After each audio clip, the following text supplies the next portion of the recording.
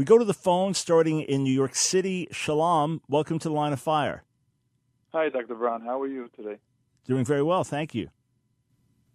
My question to you is very simply, we know we have a Torah that God gave us at Mount Sinai and a public revelation and a public event. The Torah is very clear how we should lead our lives. So specific, some passages are repeated multiple times and explained how each individual time we learn out different things from it. The main point is that when you have a Torah that's so clear and someone that has a Jewish heart really deep down knows the clarity of the Torah, why would a person like you, who has an amazing voice and obviously a very smart person, and when you have the ability to spread the truth, emes, truth, why would you go ahead and sell a product to millions of people, a product that just makes people feel good, a product that tells people there's nothing that you have to do. Just sign up and you're in. Just by calling somebody a God, a human being a God. The human being the God that God tells us in the Torah specifically that I am your God, I took you out of Egypt. Nobody else. The master creator of the world.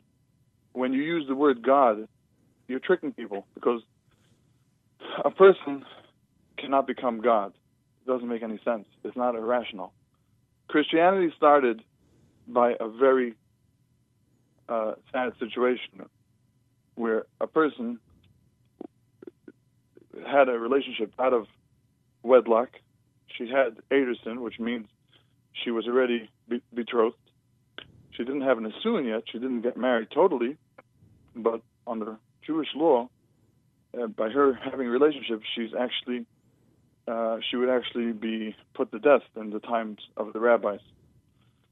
And she went ahead and turned that around and made it into, from her came out such a situation, such a religion. All right, so just to be clear, for the sake of our just for the sake of our listeners, so my caller Shalom is saying that Mary Miriam, the mother of Jesus, had him out of wedlock, and that this is part of the creation of what he believes is a Christian myth, which I'm propagating. I do want to very specifically respond to your question, sir. Doctor, you said you would just explain to the audience. Let me just finish. There's a concept called Merishoim Yetze Resha. From evil comes out evil. From good comes out good. When religions like Christianity come out of such a situation, you understand deeper how much evil it really is. So that's my question to you. Got it. Let me ask you this question. Why do you think I've given my life 45 plus years to preaching this message and have lost certain friendships and relationships and had to go against the grain and often do it? Why do you think I've done it? Why do you think I do it? Very simple, doctor. You have a tremendous neshama. You have a tremendous soul. A soul that's potentially a neshama keleles, a neshama that is greater than an average soul. Such a soul has the power. But the power comes together. It's also, there's always Hashem, God, made evil and he made good. He made Tumah and he made Taira. He made uncleanliness and cleanliness. Everything has to be a balance. This balance, in order for us to receive an ultimate reward, there has to be some sort of counter to that reward. So when a person like you, a neshama like you, who has such an elevated neshama, he also has this. His toiling is even greater than an average toiling. So you have a choice in life. You could ultimately choose to learn the truth, not just look at the truth in order to further an agenda. And it's very easy to sell pizzas for free on the street corners. It's free, and it tastes good. People know what it tastes like. but it's harder to sell something that is more difficult to keep. So if you were to turn around and say, okay, I'm going to start preaching true Judaism, teaching what the Torah says, not what people came afterwards and skewed what the Torah says, you might not have an audience, because simply there are great men out there that are able to do that. You would be just starting out on the ladder with that approach. Mm-hmm. So I think you capitalize on something. Mm-hmm. People naturally, when they're down, when they're feeling downtrodden, anyone that gives them a hand, anyone that talks to them, they'll accept. And down means depressed or going through a hardship. Meet anyone on the street. Stop anybody on the street, from child to adult.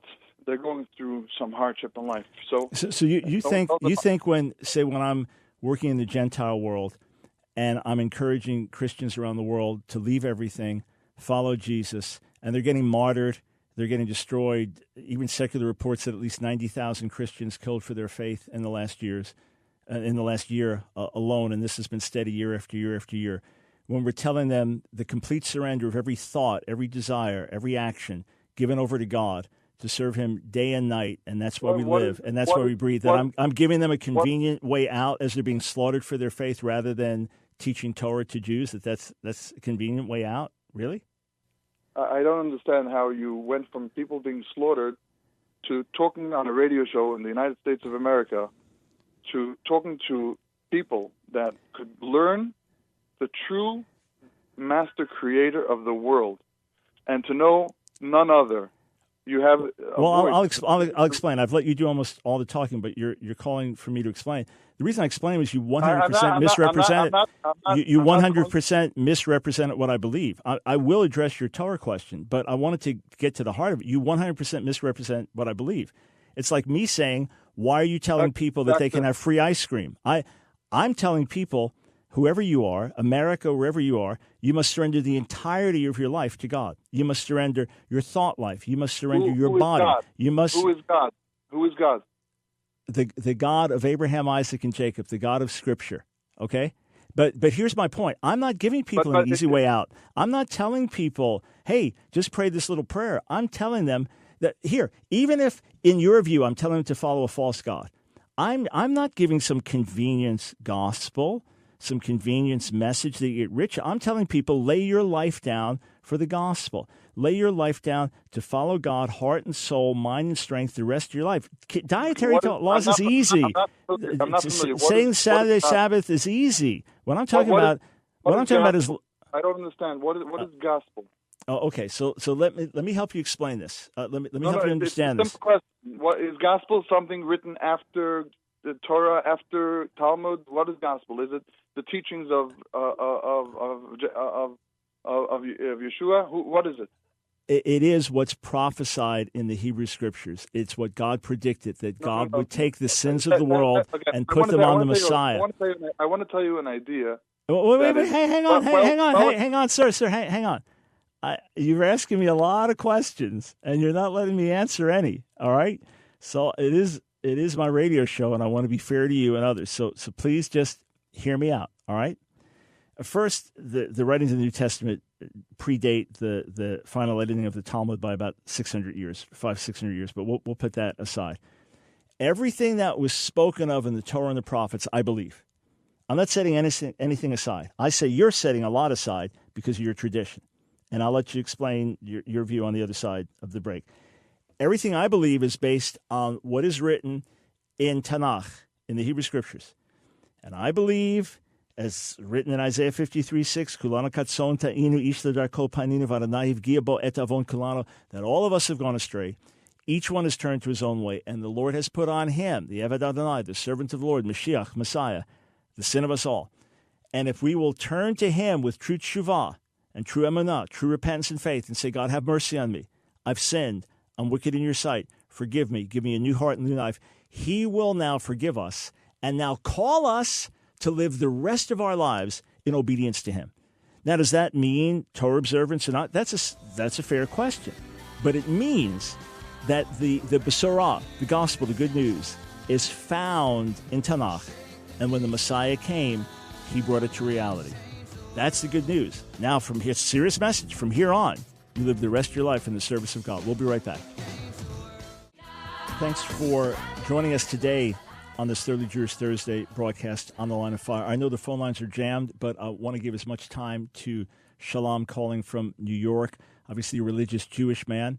And sir, I appreciate deeply your love for me as a fellow Jew and the kind words you've spoken to me, as much as you believe I'm deceived and doing the wrong thing. So I want to begin to respond to your question about Torah and then turn it back to you. When I look at Torah and I see that the vast majority of what God said we're to do throughout all generations, we can't do without a standing temple, without a functioning priesthood, without sovereignty in the land, and that's been through most of our history, I have one of three conclusions. One, we're under judgment, we're scattered, and God's angry with us, and that's a big problem. Two, yeah, temple's destroyed, we're under judgment, we're scattered, but he's given us Jewish tradition, he's given us the Rabbanim, he's given us the ways of the rabbis and tradition, and that's how we can continue to live as Jews, even though we can't do most of the things that were forever commandments in the Torah. Or three, the Messiah has come on schedule before the second temple was destroyed and has introduced the new and better covenant, and that we don't discard Torah, but now we live it out in the new life of the Spirit. That's what I personally believe. So we just celebrated Pesach. Sir, according to the Torah, you're supposed to slaughter a lamb with your family. So did you slaughter a lamb this year? Doctor, I have an issue here with this conversation. You put me on mute, and you just said a bunch of things, and it sounds to the audience that, like, I agree with what you're saying. No, I put you on mute because you kept interrupting me. You asked me a series of questions. Every time I tried to respond, you interrupted me. So in fairness to the listening audience, because you can't listen to two people at once, I responded to you, and now I'm putting back out. So no deception there.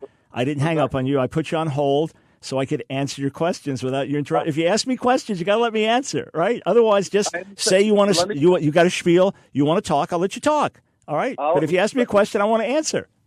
I have a simple question for you. If you ever learned in a yeshiva and you learned with a chavrusa, you would realize the way to come to the truth is by two people giving each other, not giving each other the amount of time and then somebody else responding to that amount of time. You're not coming to any truth. You're going around and around in a circle. You have to stop, go back to the book, and learn Aleph Beis, A, B, C. You got to take the pasuk. You got to learn it from the basics.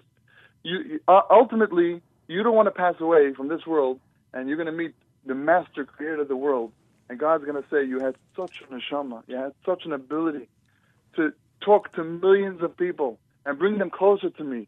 Why didn't you do that? Why did you go ahead and follow a false God? In our Torah, sir, number one, you called my radio show and asked me questions. Did you not want me to answer you?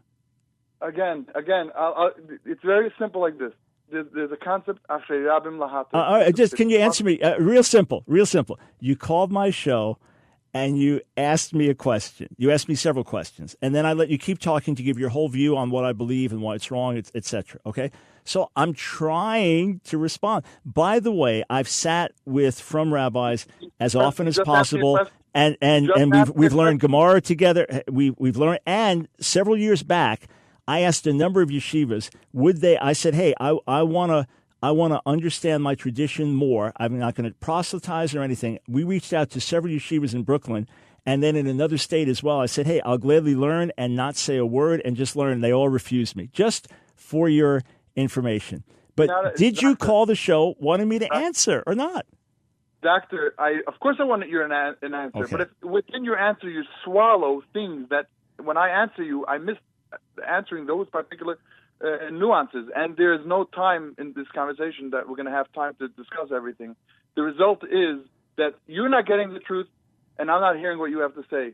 It's simply put, if you want to have a charusashaft, you want to learn with me on a daily basis, I promise you that with one session of learning properly and getting close to the master creator of the world, you will see the divine providence in the Torah learning because you have a holy neshama.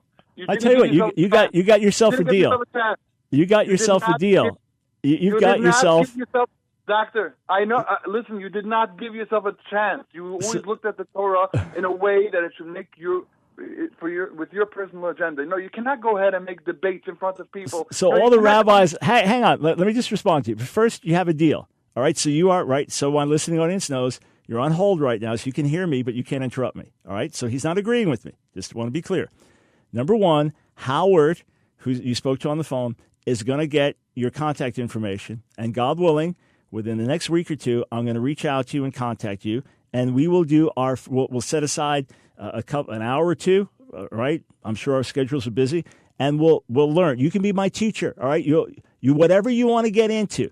So gladly. So you got to give me your contact info, otherwise I can't reach out to you. But we're going to do it. Okay, you've made a claim within one session. It's going to revolutionize my understanding of things. So we're on, sir. All right, we're on. But you're telling me that all the other rabbis I've sat with and done this with and learned Gemara with or anything like that they don't have what you have, that you've got something special that's going to totally change my perspective? Doctor, I'm not playing some dramatic TV show for ratings. This is the deal. You have to understand, it's unadulterated learning where you feel connected to God, the master creator of the world, his Torah, and learn without an agenda. Learn because you want to be close to the one that created you. That's what type of learning. Not a learning the way you want to end up with a conversation and be able to answer. I didn't say that. You misjudge why I learn. Everything I do in my life is to walk with God and please God and know God and make him known. To my last drop of blood and breath, that's what I'm here for. And if anyone could show me that what I was believing was wrong, I'd abandon it in a heartbeat. I hope you can say the same. I hope you can say the same. Remember one thing. When you say God, it means the master creator of the world and nobody else.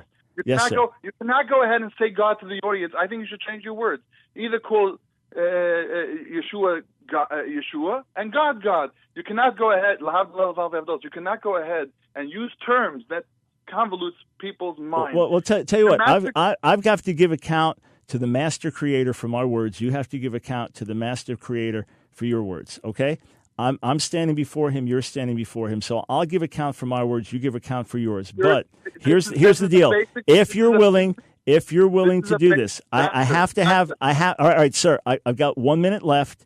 I didn't take any other calls because of you. All right. So I apologize to other callers. If you can call back tomorrow, I'll put you at the top of the list. But sir, you've offered to learn with me. All right. So here's the deal.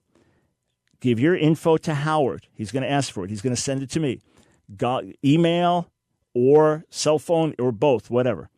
God willing, within the next 2 weeks, I'll be in touch with you. And we'll set up a time where I'm not going to argue with you. My purpose is not going to be to use what you say for missionizing purposes. I'm going to take you up on your claim that you are going to enlighten me to the real meaning of Torah, and it will change my life as a Jew. All right, so the ball is in your court, sir. You can talk to Howard now.